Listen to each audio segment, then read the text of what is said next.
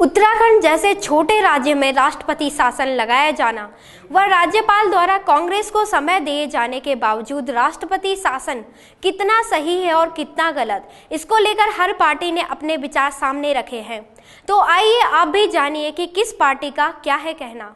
मैं तो ये कहूँगा कि केंद्र सरकार ने कैबिनेट की बैठक में ये निर्णय लेकर के एक दिन पहले कि यहाँ पर राष्ट्रपति शासन लगा दिया जाए, इससे हमारे इस इंस्टीट्यूशन की, राज्यपाल इंस्टीट्यूशन के भी अवमानना हुई है। भारतीय जनता पार्टी और कांग्रेस जिस तरीके से प्रदेश को गड्ढे की तरफ ले जा रहे थे 15 वर्षों में, इन्हीं दोनों की सरकारें रहीं, वो पूरी तरीके से प्रदेश की जनता अब समझ गई है।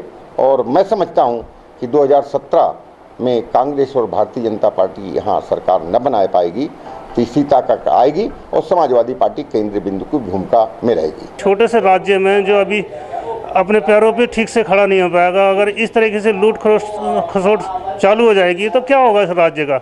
हमारा सीधा मानना है कि ये जो है बहुत ही अच्छा निर्णय है इस समय जो है, लेकिन निलंबित किया गया है। लेकिन निलंबित से ज़्यादा अच्छा होता है कि इसको भंग कर दिया जाता। 6 महीने तक तो लगना चाहिए कि जिस तरीके से आपस की रही इनकी रणनीतियाँ, जिस तरीके से कांग्रेस और बीजेपी ने बहुत अति कर दी, इस राज्य में अति कर दी, बहुत भ्रष्टाचार चरम पे, निरंकुशता मतलब बिल्कुल ऐसी देखी गई है निरंकुशता, किसी गरीब आदमी का तो कुछ भला हो ही नहीं पाया।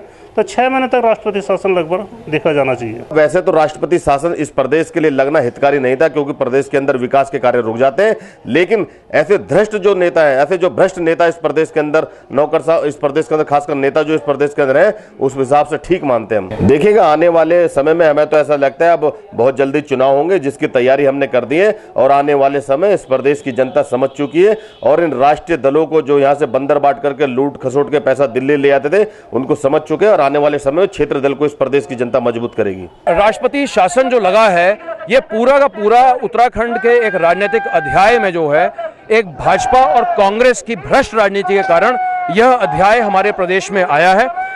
जो अच्छे राज्य होते हैं, जहां पर गवर्नेंस और एडमिनिस्ट्रेशन प्रॉपर होती है, उनको राष्ट्रपति शासन नहीं देखना पड़ता है। आज अगर प्रदेश में राष्ट्रपति शासन लगा है तो ये तो एक स्पष्ट है, इससे बड़ा कहीं कोई संदेश नहीं है कि both Congress and BJP they have failed to provide administration in the state. एक पूरा जो लोकतंत्र की जो व्यवस्था है वो पूरी चौपट हो चुकी थी, इसीलिए राष्ट्रपति शासन जो है प्रदेश में लगा है।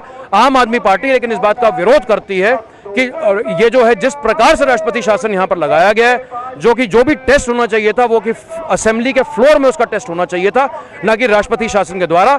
इस मामले में क्लियरली जो केंद्र इन्वॉल्व है, जो लोकतंत्र की प्रदेश में हत्या कर रहा है। तो आम आदमी पार्टी, राष्ट्रपति शासन तो किसी भी प्रदेश के हित में अच्छा नहीं होता है। एक चुनी हुई सरकार को ही रूल करना चाहिए। लेकिन अगर राष्ट्रपति शासन लग गया तो आम आदमी पार्टी चाहेगी कि जल्दी जल्दी इस प्रदेश में चुनाव हो, क्योंकि जो 2017 में होनी है, और आम आदमी पार्टी लोगों के बीच में जाएगी, और आम आदमी पार्टी एक विकल्प के रूप में उभरेगी, और 2017 में जो सरकार बनेगी आम आदमी पार्टी की बनेगी। राष्ट्रपति शासन जो लगा है और जिसके पीछे जो कारण है वो पूरा शर्मसार करने वाला है। इससे प्रदेश की जनता के साथ धोखा है। जो मैंडेट इन सरकार को मिला था, हम उसका बिल्कुल भर्त्सना करते हैं। इन्होंने संभाल को नहीं रख पाए, इसको इनमें टूट फूट हो गई, ये माफियाओं के साथ में मिल गए। इसी कारण से इनमें बंदर बांट जो होनी थी वो प्रॉपर हो नहीं पाई, इसलिए इन्होंने इसको प्रदेश को राष्ट्रपति शासन में झोंक दिया, और ये हम इसकी बहुत ज़्यादा भर्त्सना करते हैं। देवभूमि न्यूज के लिए कैमरामैन पवन नथानी के साथ अनुपम भारद्वाज, देहरादून।